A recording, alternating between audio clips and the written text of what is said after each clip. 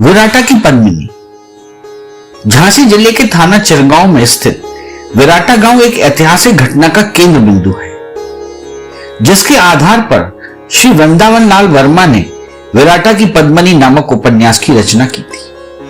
प्राचीन साक्ष्यों के अनुसार जो मार्मिक सत्य घटना उभर कर सामने आती है, उसके अनुसार पास के ही पालर नामक गांव में एक परिवार रहता था। इस दांगी परिवार में श्री नरपत सिंह के घर एक बहुत ही खूबसूरत कन्या ने जन्म लिया। कमल की तरह कोमल और अति सुंदर कन्या का नाम कुमुद रखा गया। कुमुद जब जवान हुई तो इसकी खूबसूरती की चर्चा चारों तरफ फैलती गई। उस दौर में मुगल शासकों के लिए सैनिक खूबसूरत कन्याओं की तलाश में रहते थे। एक सैनिक द्वारा कुमुद की चर्चा कालपी के सिपह सालार अली मर्दान तक पहुंच गई। अली मर्दान के सैनिक पालर गांव में हमला करने के लिए निकल पड़े। नरपत सिंह को जब हमले की सूचना मिली तो उन्होंने सुरक्षा की दृष्टि से बेटी कुमुद को विराटा के राजा सफदर सिंह दांगी की यहां पहुंचा दिया। विराटा में एक छोटी सी गढ़ी थी। दांगी समाज के लोग अपनी इज्जत बचाने के लिए मुगल सैनिकों से भिड़ गए। इस लड़ाई में बहुत से लोग मारे गए। युद्ध में हाथी, घोड़े, पैदल सभी हताहत हो रहे थे। कुमुद को अपने लिए इस तरह की मारकाट बहुत परेशान कर रही थी। अंततः कुमुद ने स्वयं को समाप्त करने का निर्णय लिया और बेतवा नदी में कूदकर जल समाधि ले ली। इस घटना के चिन्ह आज भी मौजूद है। रमाकांत जी, विराटा की जो कहानी है वो आप क्या जानते हैं? विराटा की कहानी जो हमारा गांव है, जो थाना चिरगांव, जिला झांसी, ग्राम विराटा है, यहाँ सन 1933 में वृंदावन लाल वर्मा द्वारा जो रचित उपन्यास है उसके आधार पर पड़ा है। यहाँ झांसी के पास पालर गांव है, वहाँ एक दांगी समाज के जो है नरपत सिंह दांगी, उनकी कन्या कुमुद, लड़की उनकी लड़की थी कुमुद, अति सुंदर थी और उसको जो है लोग बाग सभी लोग उसको देवी का अवतार मानते थे। तो उस समय कालपी में अली मर्दान मुगल साम्राज्य का सिपह सालार था, तो उसकी जो सैनिक घूमते रहते थे वो घूमने आए हुए, तो उसकी जो है उस लड़की पर बुरी नजर पड़ी। तो उसने जाके वहां कालपी के जो अली मर्दान था उसको बताया कि वो लड़की है, बहुत सुंदर है। तो उसने उसको अपने जो है दिल्ली में फर्रुख सियार का शासन था, तो उसको वहां अपने उनको सौंपना चाहता था कि यहाँ से ले जाकर इस जो सुंदर है वहां भेज दें। तो उसने यहाँ पर उसको बुरी नजर से जो है पकड़ने के लिए अपने जो है सैनिक भेजे। तो वहां के जो नरपत सिंह दांगी थे वो उसकी अपनी लड़की की रक्षा करने में असमर्थ थे। तो उन्होंने सोचा कि हमारे दांगी समाज का राजा जो है हैं सफदर सिंह दांगी, विराटा के जो राजा थे, उन्होंने अपनी लड़की यहाँ पर भेज दी सुरक्षा के लिए कि वहां पर हमारी लड़की की सुरक्षा हो जाएगी। तो अली मर्दान ने यहाँ पर आक्रमण कर दिया। तो युद्ध हुआ। तो जब युद्ध हुआ तो दोनों तरफ से लोग, बहुत से लोग मरे।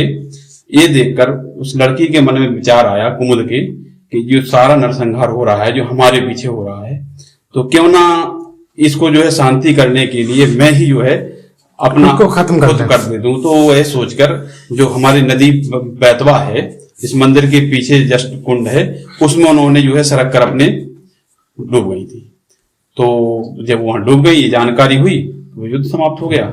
जब मुगल सैनिकों को यह मालूम हुआ तो उन्होंने लड़ाई बंद करने का फैसला किया। युद्ध में जितने भी हाथी घोड़े मारे गए, सभी को वहीं पर बेतवा नदी के तट पर एक कुंड में नमक डालकर दफन कर दिया गया, जिसके कारण आज भी यहां का पानी खारा है। इस कुंड को आज भी खरैया के नाम से जाना जाता है। जहां पर यह घटना घटी थी वह सफदर सिंह दांगी की एक गढ़ी थी। इसके एक किनारे से बेतवा नदी बहती थी। उसी गढ़ी के अंदर यह मंदिर विराटा की पद्मिनी की याद में बनवाया गया था। कुमुद नामक बेटी ने दांगी समाज को बचाने के लिए स्वयं का बलिदान दिया। इसी कारण लोगों ने उन्हें पद्मिनी नाम से सम्मानजनक स्थान प्रदान किया है। वर्तमान में इस ऐतिहासिक मंदिर के दोनों ओर से बेतवा नदी बह रही है। मंदिर में पद्मिनी के अतिरिक्त शिव जी की मूर्ति भी विराजमान है। यह एक सिद्ध मंदिर है जो मनोवांछित फल देने वाला है। तो युद्ध के अवशेष यानी उनसे जुड़े हुए कोई चिन्ह यहाँ मिलते हैं? जी बिल्कुल हैं। यहाँ पर जो पहाड़ हैं वहां पर आज हाथी घोड़ों के चिन्ह भी हैं, और वहीं पीछे एक कुंड है, उसका पानी आज भी खारा है। ऐसा उस उपन्यास में लिखा है कि जो खारा पानी है उसको खरगवा है बोलते हैं। वहां पर हाथियों की जो लाशें थी उनको गाड़कर नमक डाला गया था। तो वहां आज भी बेतवा नदी में आज भी पानी खारा है वहां का।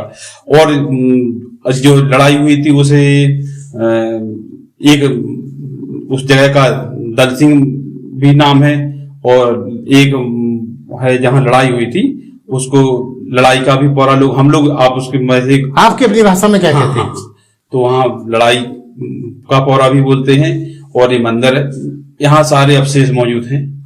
मंदिर का क्या इतिहास है जो यहाँ बना हुआ है? यहाँ जो राजा थे सफदर सिंह दांगी, यहाँ पहले मंदिर नहीं, ये एक किला था यहाँ दांगी समाज का। और जो दोनों साइड से, अब इस समय जो दोनों साइड से बराबर धाराएं हो गई हैं, बीच में मंदिर है शंकर भगवान का।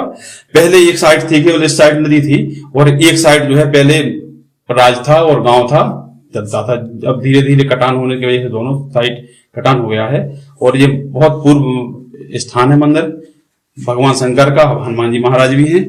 और यहाँ इतना सिद्ध स्थान है, यहाँ हमारे गांव वाले लोग देखते हैं तो यहाँ आज भी कई ऐसे जो है सिद्ध पुरुष के कभी कभी दर्शन हो जाते हैं हम लोगों को, कि कहीं कहीं जैसे त्योहार को लोग आते हैं तो जब किसी को किसी ने देखा भी नहीं है ऐसे लोग दिखाई दे जाते हैं, दर्शन होते हैं। ये बहुत सिद्ध स्थान है। और ऐसी मानता है हम लोगों की कि अगर कोई सच्ची श्रद्धा से यहाँ आके अपनी मनोकामना कोई अपनी मनोकामना यहाँ बोल दे तो उसकी मनोकामना भी पूर्ण होती है। बहुत सिद्ध स्थान है।